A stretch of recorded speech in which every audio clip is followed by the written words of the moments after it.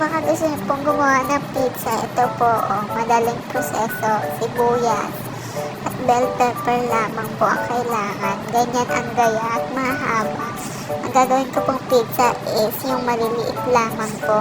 Yan, hotdog po yan na hiniwa-hiwa na, 5 piraso lang. Siyempre maliliit lang po. Yan na po lahat yun. And then, gagawa naman tayo para sa pizza na. And dalawang cups ng harina, milk powder, at yogurt. And then, 2 spoon of oils, dami yan. Ayan.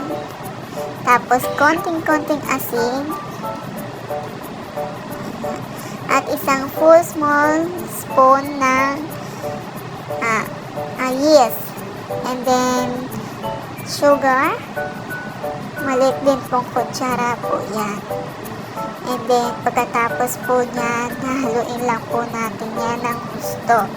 Nilalagyan ko na po siya ng warm water, then hahaluin na po siya ng gusto para magsama-sama na sila. Dapat po mahalo po ng gusto para hindi siya maglobo-lobo ng ganun dahil po yung yeast, kailangan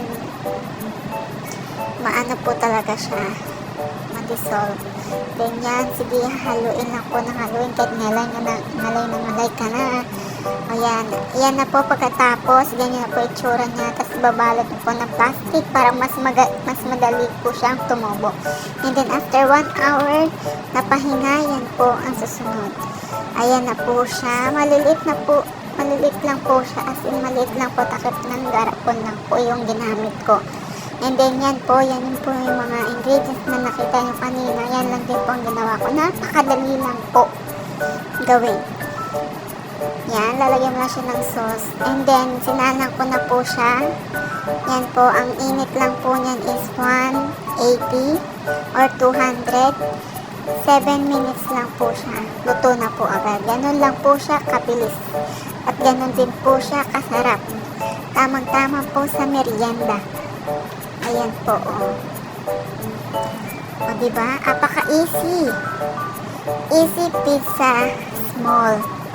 From Saudi. Salamat!